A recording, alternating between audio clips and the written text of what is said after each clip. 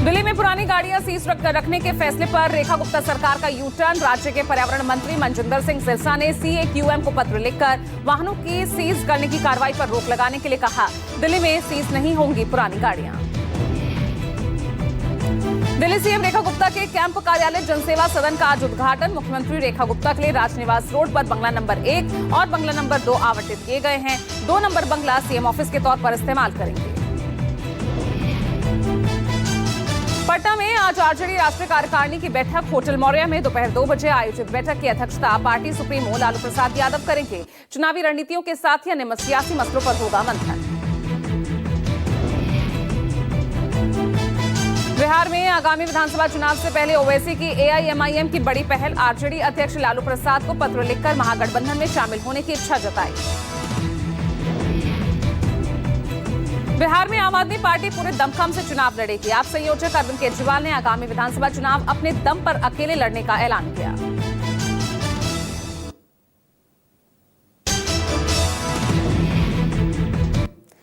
पंजाब में अकाली दल नेता विक्रम सिंह मजीठिया की जमानत याचिका पर पंजाब हरियाणा हाईकोर्ट में आज सुनवाई। ड्रग्स मनी मामले में विजिलेंस की गिरफ्तारी और रिमांड को मजीठिया ने दी है चुनौती।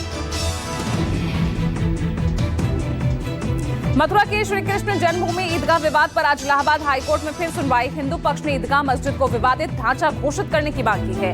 2.37 एकड़ जमीन पर बनी ईदगाह मस्जिद जन्मस्थली के गर्भगृह पर बने होने का दावा है। 8 दिवसीय विदेश दौरे पर गए प्रधानमंत्री नरेंद्र मोदी आज त्रिनिदाद एंड टोबैगो पहुंचे। पोर्ट ऑफ स्पेन एयरपोर्ट पर प्रधानमंत्री कमला प्रसाद बिसेसा और उनकी कैबिनेट के 38 मंत्रियों ने अगवानी की। त्रिनिदाद एंड टोबैगो के 21 घंटे के प्रवास के दौरान पीएम मोदी कई कार्यक्रमों में शिरकत करेंगे। पीएम मोदी को सर्वोच्च राष्ट्रीय सम्मान से सम्मानित किया जाएगा। राष्ट्रपति क्रिस्टीन कार्ला कांगालू से मुलाकात के साथ ही भारतीय समुदाय से भी संवाद करेंगे। त्रिनिदाद एंड टोबैगो पहुंचने के बाद पीएम मोदी के स्वागत में स्थानीय लोक कलाकारों ने भोजपुरी चौताल पेश किया। पीएम मोदी ने भी इस वीडियो को सोशल मीडिया हैंडल से साझा किया।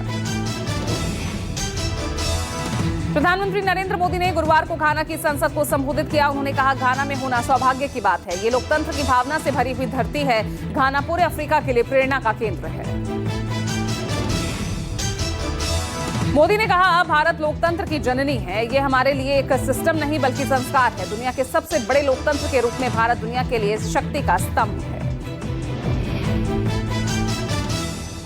हिमाचल प्रदेश के मंडी के गोहर में बारिश के बाद पहाड़ों पर लैंडस्लाइड हो गया, जिसमें एक मकान देखते ही देखते ताश के पत्तों की तरह ढह गया।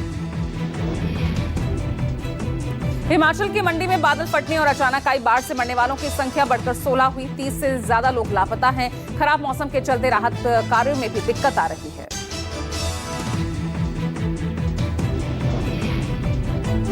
हिमाचल में बारिश का कहर लगातार जारी है। बगलामुखी के पास भारी लैंडस्लाइड हुई। भूस्खलन से कुकला सड़क मार्ग पूरी तरह ठप है।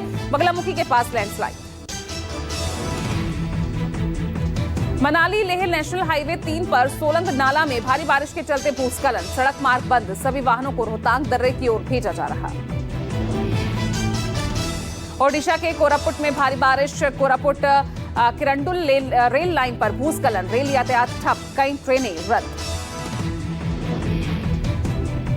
रेलवे लाइन पूरी तरह से ब्लॉक है। जगदलपुर से भुवनेश्वर जाने वाली हीराखंड एक्सप्रेस रद्द है। कई और गाड़ियों को निरस्त किया गया।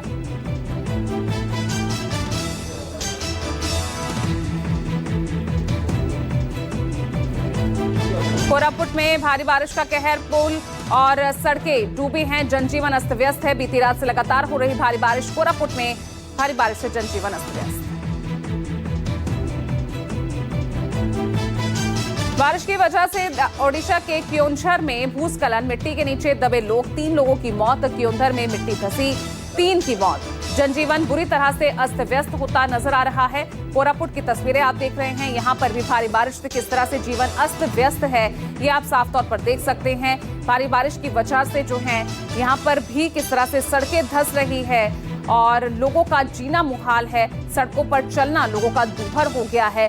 नदियां उफान पर है। तो और इस वजह से किस तरह की दिक्कतें लोगों को यहाँ पर देखने को मिल रही है, कोरापुट से आप देख सकते हैं।